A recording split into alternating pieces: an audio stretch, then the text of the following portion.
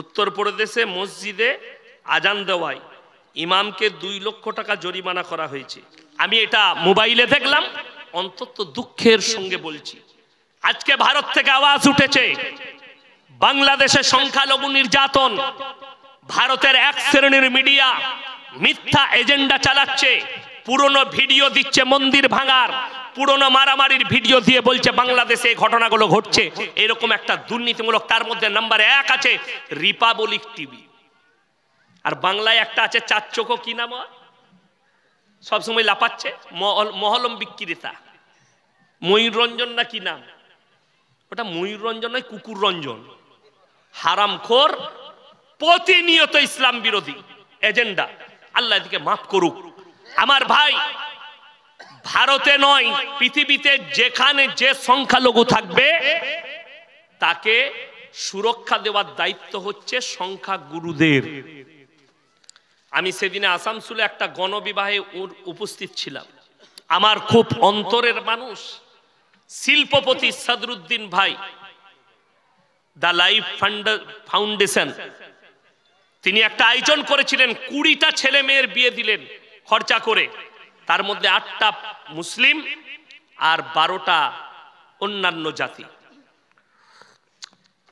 অবাক হবেন, সেখানে আমি একটা কথা বলেছি, আজকে আপনাদেরকে বলে যাই যারা মুসলিম আছেন, কোরআনে আছে ওয়ালা তাসুব্বুল্লাযীনা ইয়াদউনা মিন দুনিল্লাহি ফায়াসুব্বুল্লাহা আদওয়াম বিগাইরি ইলম, তোমরা তাদেরকে গালি দিও না যারা আল্লাহ ব্যতীত অপরের উপাসনা করে, তাদের দেবদেবীকে গালি দিও না, তাদের ধর্মকে গালি দিও না, সে অজ্ঞাত অবস্থায় তোমার আল্লাহকে গালি দেবে। আপনি আপনার ধর্মটা বুঝান, শিরক বিদআত, হারাম হালাল, দ্বীন বদ্দীন আপনি বুঝান। আল্লাহ ব্যতীত অপরের উপাসনা করা শিরকের কাজ, আল্লাহর কাছে বড় অপরাধ, এটা আপনি বুঝাতে পাবেন। আমার 1 লাখের বেশি জলসা ছুটছে, একটা যদি বার করতে পারেন কারণ দেবদেবীকে গালি দিয়েছি, দিইনি, কিন্তু যে খুঁচিয়েছে তাকে ছাড়ি না। খোঁচানো মানে প্রশ্ন করেছে, উত্তর দিয়েছি। 1 মাস আগে আমাকে প্রশ্ন করেছে এক অমুসলিম যুবক, স্যার আপনার কাছে প্রশ্ন আছে, আমি আপনার বক্তব্য শুনি। আমি আল্লাহ তোমাকে কবুল করুক। বলে প্রশ্ন করবো, আমি করো। বললে স্যার আপনারা গাই দুধ খান? আমি গায়ের দুধ খাই। গায়ের মাংসও খান? অবশ্যই খাই, আমি তো আবার সিনের গোশটা বেশি ভালোবাসি। তো বলে হুজুর মায়ের দুধ খান? আমি অবশ্যই খেয়েছি, মায়েরও দুধ খায়। তো বলে মায়ের গোশ খান না কেন? আমি সারা দারুণ কথা। আমি উত্তর দিলে নিতে পারবে? বলে হ্যাঁ। আমি দেখো গালি দেও না আর ফোন কেটে পালিও না। বলে না। আমি বললাম তুমি গোবর খাও? বলে হ্যাঁ, উপকার আছে। গরুর মুত? বলে হ্যাঁ। আমরা মায়ের গু আর মুত খাস না কেন? তো আমাকে গালি দিল, ফোন কেটে পালিয়ে গেল। আমি প্রথমেই বললাম ভাই নিতে পারবে না। আমি সেদিনে বলেছি মুসলমানরা ভারতে যে গরু খায় এটা হচ্ছে গোমাতা, আর তারা যেটা বিদেশে জবাই করে বিক্রি করছে ওটার নাম হচ্ছে সৎ মাতা।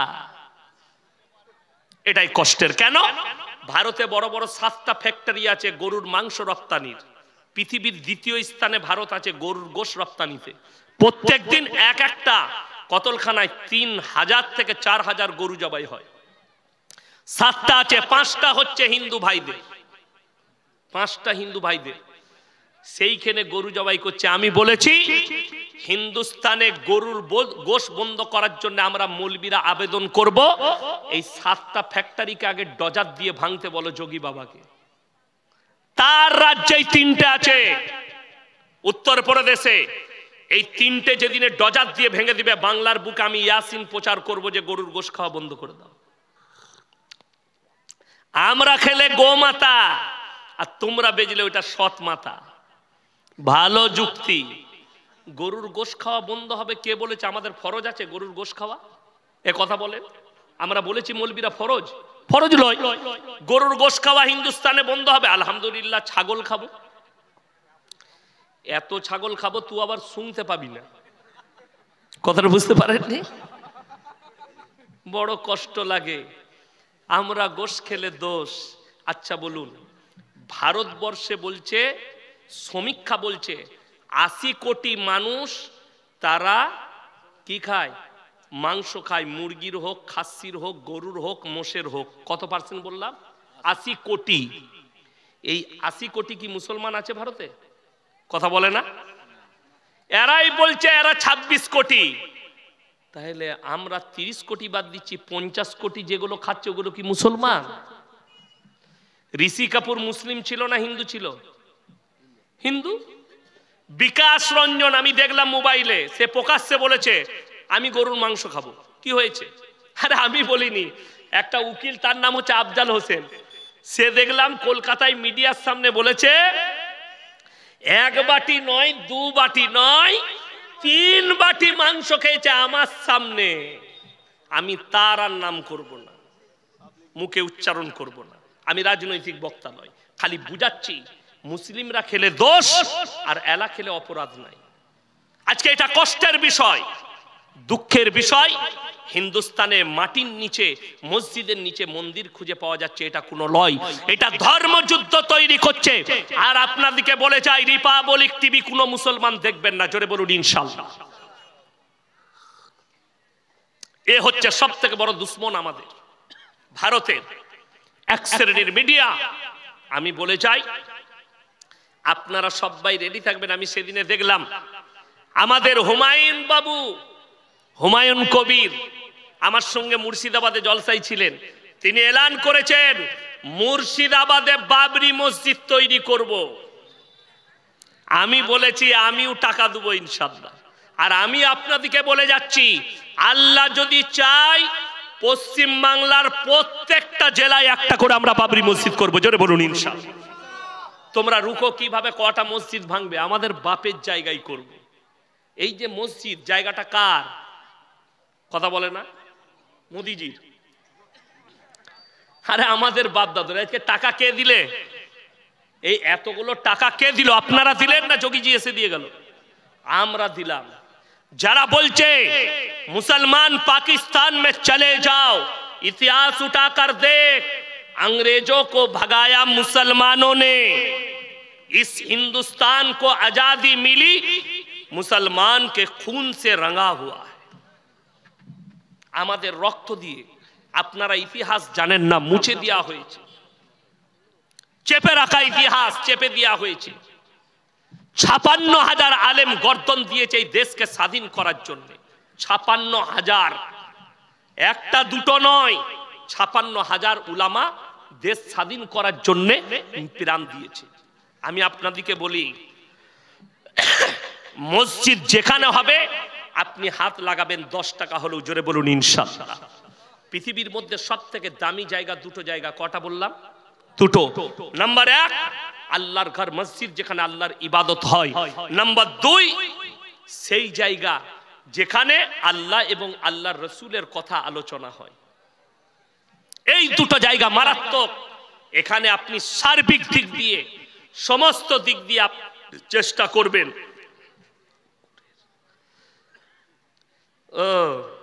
আমি আজকে মোবাইলে দেখছিলাম মালদা জেলায় বলছে কুকুরের বিরিয়ানি খাওয়াচ্ছে। মোবাইলে দেখলাম একটা পাড়ায় বলছে কুকুর কমে যাচ্ছে আর বিরিয়ানি সস্তা। আমার অনেক দিন আগেকার জলসা আছে, আমি বাইরে কোথাও কোনো হোটেলে খেতে চাই না, কি বুঝলেন? আমি কোনো হোটেলে এই জন্য খাই না। রুটি খাবেন, যেমন ট্রেনে আমি সফর করলে মুড়ি ছোলা ভিজিয়ে নিয়ে যাই, চানাচুর নিয়ে যাই, মুড়ি মাখিয়ে খাই, চা কিনে খাই, যেটা ন্যাচারালি। বাকি আমি ট্রেনের খাবার খেতে চাই না। কেন? কি যে গোলমাল আল্লাহ ছাড়া কেউ জানে না। এই কুকুরের বিরিয়ানি শুধু আজকে মালদায় নয়, কলকাতায় ধরা পড়েছিল ভাগাড়ের মুরগি কুড়ি নিয়ে এসে বিরিয়ানি করে বিক্রি করছে, ধরা পড়েছিল, জেলেও গেছে। কিন্তু ব্যাপার কি জানেন? যে দেশে ধর্ষণকারীর পক্ষে উকিল দাঁড়ায় সেই জায়গায় কুকুরের কি শুয়োরের বিরিয়ানি বিক্রি হলেও রুখতে পারবেন না। এ তো পয়সা দিয়ে 2 দিন পরে ছাড় পাবে। বাংলাদেশের গিয়াসউদ্দিন তাহেরি গ্রেপ্তার নিয়ে বিস্তারিত আলোচনা করুন। আরে আমি তার নামই তোবা তোবা, এমন লোকের নাম করলেন, কি বুঝলেন? বড় কষ্ট লাগে। বাউল বুষ্টুমদের নাম লিতে আমাকে কিরকম লাগে। এগুলো বাউল বুষ্টুম লোক। আমি দেখলাম গোপনে পালিয়েছে। যাই হোক, আমাদিকে বক্তা দিকে হোক, যে কোনো সেলিব্রিটি লোককে উচিত যেখানে গেলে বিপদের আশঙ্কা থাকবে, লোকের জমায়েতের মারামারি হবার সম্ভব থাকবে, সেই জায়গায় যাওয়া উচিত নয়। আমার বাংলাদেশে সফর ছিল 1 জানুয়ারি, 2 জানুয়ারি, 3 জানুয়ারি, 7 জানুয়ারি, 22, 23। আমি ক্যান্সেল করেছি, অনেকগুলো কারণ আছে। বাংলাদেশে আমার ভালোবাসার অনেক মানুষ আছে, আমি গেলে আমি জানি কতগুলো ভিড় হতে পারে, কত লোকের জামায়াত হতে পারে। ওই জন্য আমি কিছু পরিস্থিতির ওপরে নজর রেখে আমি বাংলাদেশ সফর ক্যান্সেল করতে বাধ্য হয়েছি। অনেকগুলো পরিস্থিতি, দেশের পরিস্থিতি, আভ্যন্তরিক পরিস্থিতি। প্রত্যেক দিন সকাল বিকাল পানি দেয়, যেভাবে মানুষ চারা গাছ লাগিয়েছে। 3 মাস হয়ে গেছে, গোটা রাজ্যের সমস্ত যুবকের টবে গাছ বেরিয়েছে, কিন্তু মাহমুদের টবেতে কোনো গাছ বের হয়নি। 3 মাসে সমস্ত যুবকের গাছ বেরিয়েছে, মাহমুদের কোনো গাছ নাই। মাহমুদ আল্লাহর কাছে কাঁদলেন, নামাজ পড়ে, আল্লাহ আমি তো হকের ওপরে আছি, একদম আমি ইমানদার ছেলে, আমার টবে কেন গাছ বের হয়নি? আল্লাহ তুমি গাছ বের করে দাও। এরপরে 6 মাস কেটে গেল, 9 মাস, এমনকি 12টা মাস কাটলো, কিন্তু মাহমুদের টবেতে কোনো গাছ বের হয়নি। বাদশা এলান করলেন, হে আমার রাজ্যের যুবকেরা শোনো, তোমরা অমুক তারিখে সবাই নিজের নিজের গাছ নিয়ে আমার রাজ্য সভাতে হাজিরি দাও। যেদিনে তারিখ দিয়েছে, সবাই নিজের নিজের গাছ নিয়ে ফজরের নামাজ পড়ে গোসল করে নতুন জামা পরে যাচ্ছে সবাই, বাদশাহী পাবো। মাহমুদ নামাজ পড়ে বাড়িতে মন মারা হয়ে বসে আছে ফজরের পরে। মা বললে, বাবা তোমার মন মিজাজ খারাপ? মা, বাদশা আজকে যেতে বলেছে গাছ নিয়ে, আমার টবেতে কোনো গাছ নেই, কি নিয়ে যাব? মা বললেন, হে আমার বেটা মাহমুদ, তুমি হকের ওপরে টিকে আছো, তুমি এই খালি টবটাই নিয়ে যাও। মা, ছেলেরা পাগল বলবে, লোকে আমাকে পাগল বলবে, কিন্তু মায়ের হুকুম পালন করলেন। মাহমুদ ওই খালি টবটা নিয়ে গিয়ে একবারই পেছনে দাঁড়িয়েছে। সব ছেলেরা দেখছে খালি টব, হাসবে না হাসবে না? সবাই বলছে ছেলেটা পাগল। বাদশা গাছ নিয়ে আসতে বলেছে, অথচ এ তো শুধু টবটা নিয়ে এসছে। এরপরে বাদশা স্টেজে এলেন, সিংহাসনে বসলেন, সমস্ত গাছগুলো পরিদর্শন করলেন। এরপরে এলান করলেন, হে আমার রাজ্যের যুবকদের মধ্যে একদম পেছনে একজন দাঁড়িয়ে আছো, তোমার নাম কি? বললে, আমার নাম মাহমুদ, যার টবেতে কোনো গাছ নেই, তুমি ওই টবটা নিয়ে আমার সিংহাসনের কাছে এসো। মাহমুদ ভয়ে ভয়ে খালি টব নিয়ে সিংহাসনের কাছে এলেন। বাদশা নিজের সিংহাসন থেকে উঠে দাঁড়িয়ে গেল, ওপরে এসো। বাদশা বললে, বসে যাও আমার সিংহাসনে। মাহমুদ মনে মনে ভাবছে, আল্লাহ এই ছেলেরা তো আমাকে পাগল বলছেই বলছে, বাদশাও আমার সাথে মজাক করছে, এটা মনে মনে ভাবছে। কিন্তু বাদশার হুকুম, ভয়ে ভয়ে সিংহাসনে বসলো মাহমুদ। এরপরে বাদশা তার ঘাড়ে হাত রেখে এলান করলো, হে আমার রাজ্যের যুবকেরা শোনো, আজকে আমি তোমাদের কাছে একজন ইমানদার বাদশা নিযুক্ত করছি, যার নাম হচ্ছে মাহমুদ। সমস্ত যুবক বলে উঠল, বাদশা আপনি বলেছিলেন যার গাছটা সব থেকে সুন্দর হবে তাকে আপনি রাজত্ব দান করবেন। অবশ্যই বলেছিলাম, কিন্তু শোনো, তোমরা বেঈমানি করেছো। আমি যে বীজটা তোমাদিকে দিয়েছিলাম ওটা গরম পানিতে সিদ্ধ করে শুকিয়ে দিয়েছিলাম। তোমাদের টবে কেমন করে গাছ বের হলো? তোমরা 2 নম্বরই করে বাজার থেকে অন্য বীজ কিনে নিয়ে এসে টবে লাগিয়ে তোমরা চারা তৈরি করেছো। আর আমি যে বীজটা দিয়েছি, একমাত্র এই হকের ওপরে মাহমুদ আছে, ওই বীজটাই রোপণ করার কারণে তার টবেতে কোনো গাছ বের হয়নি। অর্থাৎ একমাত্র হক পথে এই মাহমুদ আছে, তাই আমার রাজ্যের একমাত্র উত্তর অধিকারী হচ্ছে এই মাহমুদ। জোরে বলুন সুবহানাল্লাহ। খালি হকের ওপরে টিকার কারণে রাজত্ব পেল। এটা গেল গল্প। এরপরে রিয়েলে নিয়ে যাচ্ছি। রিয়েল কোথায়? কোরআনে। জোরে বলুন না সুবহানাল্লাহ। কোরআনেও কি হকের কথা এসছে? মারাত্মক এসছে। এখানে যারা বিচারক আছেন নেতা আছেন, মন্ত্রী আছেন, তারা ভালো করে শুনবেন। আমার নবী বিশ্ব নবীকে আল্লাহ বললেন, হে আমার নবী, তুমি মক্কা নগরীতে এলান করো, ওয়ামা ইউকরিদুল্লাহ কারদান হাসানা। আজকে আপনাদের কাছে আমার শুকুর ভাই, কমিটির ছেলেরা মসজিদের জন্য টাকা চেয়েছে, আপনারা অনেকে দিয়েছেন, তাই না? আপনি মনে করছেন এগুলো ব্যর্থ যাবে, ব্যর্থ যাবে না। হাদিসটা বলে দিই, জাকিরা গচ্ছিত সম্পদ, মানুষ কিয়ামতের দিনে কাঁদবে। আমি যদি ওই মসজিদের জন্য আরো 10,000 বাড়িয়ে দিতাম, আজকে আমার জন্য মঙ্গল হতো, কিন্তু সেদিনে আর কোনো রাস্তাই থাকবে না। ওই জন্য নবীজি এই হাদিস বলেছেন, জাকিরা গচ্ছিত সম্পদ। আল্লাহ নবী মক্কা নগরীতে এলান করলেন, ওমা ইউকরিদুল্লাহ কারদান হাসানা, আল্লাহর রাস্তায় কে কি দান করবে বলো। মক্কার বেঈমান কাফের মুশরিকরা তারা বলতে লাগলো, মুসলমানদের আল্লাহ ফকির হয়ে গেছে। জোরে বলুন নাউজুবিল্লাহ। এত বড় কথা। হযরতে আবু বকর সিদ্দিক রাদিয়াল্লাহু তাআলা আনহু মক্কার এক গলি দিয়ে পেরিয়ে যাচ্ছেন। রওয়ায়েতে আছে, দুজন মুশরিক বেঈমান কাফের তারা বসে মজাক করে বলছে, এই শুনেছিস শুনেছিস মুসলমানদের আল্লাহ ফকির হয়ে গেছে। হযরত আবু বকর বরদাশত করতে পারেননি, বেঈমানকে এক চর মেরেছে, বেঈমান বেহুশ হয়ে পড়ে গেছে। হযরত আবু বকর চলে গেলেন, বেঈমানের হুঁশ ফিরে গেছে। দুই বন্ধু মিলে নবীজির দরবারে হাজির। হে আল্লাহর নবী মুহাম্মদ, আপনার আবু বকর আমাকে বিনা কারণে চর মেরেছে, আমাকে শুধু শুধু এক চর মেরেছে আপনার আবু বকর, আপনার সাহাবী। উক্তকালে আবু বকর হাজির। আল্লাহর নবী বললেন, হে আবু বকর, তুমি কি বেঈমান মুশরিককে চর মেরেছো? ইয়া রাসূলুল্লাহ, ইয়া হাবিবাল্লাহ, আল্লাহর শানে এমন কথা বলেছে, তাই আমি বরদাশত করতে পারিনি। এরপরে সেই বেঈমান মুশরিক বলছে, मैं अपने माबूदों की कसम खा के कहता हूं मैंने इसे नहीं कहा, আমি আমার মাবুদের কসম করে বলছি আমি এই ভাষা বলিনি। আপনার আবু বকর মিথ্যা বলছে, আমার সাক্ষী আমার বন্ধু আছে। আপনার আবু বকরের সাক্ষী কই? আবু বকর একা না দুজন? কথা বলেন, একা। এরপর বলুন, হযরত আবু বকর তিনি হকের উপরে আছেন না ভুলের উপরে আছেন? হকের উপরে। বেঈমান কিন্তু না হকের উপরে আছে, কিন্তু এরা দুজন বিচারে বসলেন কে? রাহমাতুল লিল আলামিন, পৃথিবীর শ্রেষ্ঠ ব্যক্তি হযরত মুহাম্মদ মুস্তাফা সকলে বলুন সাল্লাল্লাহু আলাইহি সাল্লাম। বিচার কার হবে? নিজের কলিজার টুকরা হযরত আবু বকর সিদ্দিক রাদিয়াল্লাহু তাআলা আনহুর বিচার। দুজন বেঈমান দাঁড়িয়ে আল্লাহর নবী বিচার করছেন। নবীজির বিচার যেমন তেমন নয়। আমরা তো বিচার করতে বসলে গাঢ় দুধে চা খাওয়ালে বিচার পাল্টিয়ে যায়, 500 টাকার লোড গুঁজে দিলে বিচার পাল্টিয়ে গেল। ঠিক বললাম না ভুল বললাম?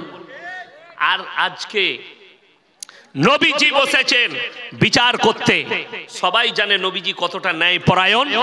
আল্লাহর নবী অর্ডার করলেন আবু বকরকে, হে আমার আবু বকর, তুমি যদি সাক্ষী না আনতে পারো, আমি বেঈমানকে বলবো তোমাকে মেরে প্রতিশোধ নিয়ে নেবে। বেঈমান মুশরিকরা দুজন দাঁড়িয়ে হাসছে, মজা দেখছে, দেখি আবু বকর কি সাক্ষী আনতে পারে। এরপর নবীজিকে তো মারার অর্ডার দিতেই হবে। আল্লাহর নবীর চোখে পানি, হযরত আবু বকরের চোখে পানি। হযরত আবু বকর বুঝতে পেরেছেন আল্লাহর নবী এতটা ন্যায়পরায়ণ, আমি যদি সাক্ষী না আনতে পারি, নবীজি বেঈমানকে বলবে মেরে প্রতিশোধ নিয়ে নাও। আর নবীজি বুঝতে পেরেছেন আমার আবু বকর সিদ্দিক কোনোদিন মিথ্যা কথা বলবে না। এটা নবীজি কনফার্ম বিশ্বাস। কিন্তু সাক্ষীর প্রয়োজন। আমার ভাই, আপনি যদি হকের ওপরে থাকেন, কেউ মদদ করুক আর না করুক, আপনি মুমিন হলে আল্লাহ আপনার মদদ করবে। জোরে বলুন সুবহানাল্লাহ। এরপরে কোরআনে চলুন। হযরত আবু বকরের সাক্ষী আল্লাহ নিজে দিচ্ছেন, জিবরিল আমিনকে পাঠালেন। কোরআনে আছে, ইন্নাল্লাহা ফাকিরু ওয়া নাহনু আগনিয়া সানাকতুবু মা ক্বালু। হে আমার নবী, আবু বকরের সাক্ষী আমি আল্লাহ নিজে দিচ্ছি। বেঈমান মুশরিক বলেছে আল্লাহ ফকির। জোরে একবার বলুন সুবহানাল্লাহ। আবু বকর একা, সাক্ষী আল্লাহ নিজে পাঠালেন জিবরিল আমিনকে দিয়ে। বেঈমান মুশরিক বলেছে আল্লাহ ফকির, আবু বকরের সাক্ষী আমি আল্লাহ নিজে দিলাম, হে আমার নবী, আপনি যদি হকে থাকেন, আপনি যদি কোনো জায়গায় হক কথা বলেন, সাময়িক আপনার উপরে বেজার হবে, কিন্তু যেদিনে সে হক বুঝতে পারবে সেই দিনে জানবেন আপনার জন্য দোয়া করবে। আমি জায়গার নাম করব না। গাড়িতে আস্তে আস্তে আজকে আমি বুঝতে পেরেছি আমার বক্তব্য অনেক জনের গায়ে লাগে, কিন্তু আমি বদলা চাই আমার আল্লাহর কাছে। আজকে আমি একটা বদলা পেয়েছি। গাড়িতে আসছি আমি, রাস্তায় একটা ফোন এলো, ছেলেটা কাঁদো কাঁদো অবস্থায়। কোথায় বাড়ি? মালদা ডিস্ট্রিক্ট, জায়গার নাম বলেনি, আমি জিজ্ঞেসও করিনি। কি ব্যাপার স্যার? আমি এমন এক পাপে লিপ্ত ছিলাম, আল্লাহ আমাকে, আপনার বয়ান শুনেছি যেদিন থেকে আল্লাহ আমাকে হেফাজত করেছে। কি করে ইস্তেগফার করব, কি করে আল্লাহর কাছে কাঁদবো, আল্লাহ আমাকে কেমন করে ক্ষমা করবেন একটু বলে দেন। কি? আমি সমকামিতে লিপ্ত ছিলাম, সমকামী। আমি আপনার বয়ান শুনেছি কত ডেঞ্জার পাপ, আর আল্লাহ কিভাবে ধ্বংস করবেন। আমি ইস্তেগফার করে ফিরে এসেছি, আমার জন্য দোয়া করবেন। আমি তাকে সব রাস্তা বলে দিলাম কিভাবে ইস্তেগফার করবে, কিভাবে কাঁদবে। তবে একটা কথা মাথায় রাখবেন, যাদের মনে মনে হবে আমি পাপের সাগরে ডুবে আছি, আমি ইস্তেগফার করে ফিরে এলে আল্লাহ কি ক্ষমা করবেন? অবশ্যই করবেন। আজকে আমাদের কষ্টটা কোথায় জানেন? যে এই যে স্টেজটা আপনারা মাজাকের জায়গা বানিয়ে দিয়েছেন, যার কারণে বহু মানুষ পরিবর্তনের রাস্তা খুঁজে পাচ্ছে না। কেন? যার কাছে ইলম কালাম নাই, কোরআনের আরবি একটা ইবারত পড়ার ক্ষমতা নেই, যার একটা হাদিস পড়ার, হাদিসের ইবারত পড়ার ক্ষমতা নেই, যার কোরআনটা সূরা ফাতিহাটা ভালো করে শুদ্ধ নেই, তাকে স্টেজে বস করিয়ে তার দ্বারা দিন শিখলে আপনার কম ধ্বংসের পথে যাবে। সেদিনে আমি মুর্শিদাবাদ এক জায়গায় ছিলাম, আমি শুয়ে আছি, একটা অল্প বয়সী ছেলে বয়ান করছে, মৌলবি ফলবি নয়, দুটো বই চারটা বই পড়েছে। কি বয়ান করছে? ভাইরাও, যারা বিড়ি সিগারেট গুটখা খেয়েছে, যারা এই পাপ করেছে, তারা আর কোনোদিন জান্নাতে যাবে না, জাহান্নামে চলে যাবে। যা বুঝে করগা, পেলি কোথায় ও নিজেও জানে না, নিজের জ্ঞান থেকে বলছে। আমি গিয়ে স্টেজে ধরলাম, বসো। একটা লোক যদি পাহাড়ের মতো পাপ করে ফেলে, এটা কোরআন সূরা ফুরকান, মাথায় রাখবেন। যাদের মনে হচ্ছে আমি জীবনে পাপের সাগর করে ফেলেছি, আজকে ইয়াসিন সাহেবের বক্তব্য শুনে আজকে আমি দিন বুঝে আজকে আমি ইস্তেগফার করতে চাইছি। আল্লাহর কসম করে বলে যাচ্ছি, কোরআনের আয়াত সূরা ফুরকান শেষ রুকু, ইল্লা মান তাবা ওয়া আমানা ওয়া আমিলা আমালান সালিহা ফাউলাইকা ইউবাদদিলুল্লাহু সাইয়্যাতিহিম হাসানাত ওয়া কানাল্লাহু গফুরার রহিমা। যারা তওবা করার মতো তওবা করবে, ইস্তেগফারের মতো ইস্তেগফার করবে, আমি আল্লাহ রাব্বুল আলামিন